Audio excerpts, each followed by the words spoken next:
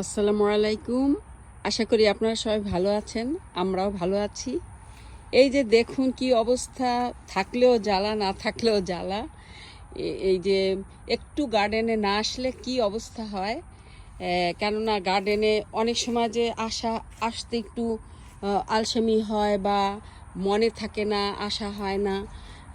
দেখুন কত ঢেঁড়স, এগুলি হয় ফুটের উপরে, কিন্তু তাও কচি, কিন্তু এগুলি।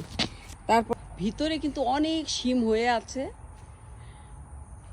আর এত ঝোপালো হয়ে গেছে শিম গাছটা যে আমি শিম যে ভিতর থেকে আনবো, কেমন করে আনবো। দেখুন অনেক শিম কিন্তু হয়ে আছে, গোপনে গোপনে অনেক শিম হয়ে আছে। আমি এগুলো তুলবো ইনশাল্লাহ। একটু আল্লাহর রহমতে শশাও শুরু হয়েছে, কয়েকটা দেখলাম ভিতরে শশা।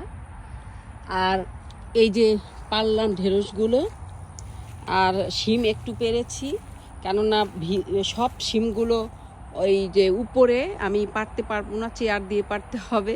আবার এই গার্ডেনে আসলাম, এসে দেখি যে এই গার্ডেনও এই যে এই ঢেঁড়স গাছে কয়েকটা ঢেঁড়স হয়ে আছে।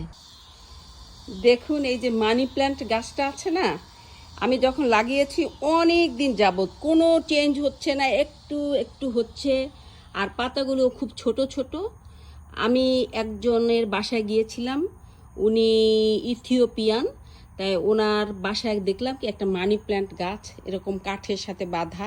তাই আমি বললাম কি যে তুমি কিভাবে এটা করলে, বলে কি শুধু তুমি কাঠটাই দিবে, আর কিছু তোমার দেয়া লাগবে না, শুধু কাঠের সাথে একটু বেঁধে দিলেই হবে। তো আমি দেখুন এই যে 1 মাস হয়েছে, গাছটা একদম ছোট ছিল, এই এতটুকুই ছিল, এই যে আমি যত ক্যামেরায় ধরেছি এতটুকু, কিন্তু আলহামদুলিল্লাহ গাছটা কত বড় হয়েছে। এখন তো কাঠের থেকেও ওই বড় হয়ে গেছে। তাই আমি কি করব, পুরা বাধাগুলো কেটে দিব, কেটে ওকে পেঁচিয়ে পেঁচিয়ে সুন্দর করে প্রসেসিং করে দিব, যাতে আরও ওর অনেক শাখা বের হতে পারে। এখান থেকে কিন্তু অনেক শাখা বের হচ্ছে এদিক থেকে। এরকম করে করে এটা একদম যখন ঝোপালো হয়ে যাবে, একদম একটা মনে হবে কি যে একটা ফার্নিচার, অনেক সুন্দর লাগবে দেখতে।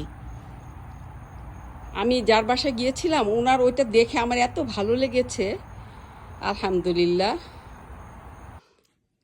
এই যে দেখুন সবজিগুলো নিয়ে আসছি, কত সুন্দর, প্রতিদিনই কিন্তু এরকম সবজি পাওয়া যাচ্ছে। 12 মাসের শিম, কিন্তু কত সুন্দর, প্রতিদিনই কিন্তু একটু একটু পাওয়া যাচ্ছে। আর ঢেঁড়সগুলো দেখেছেন কত বড়, তারপর কিন্তু ওরা কচি, আলহামদুলিল্লাহ।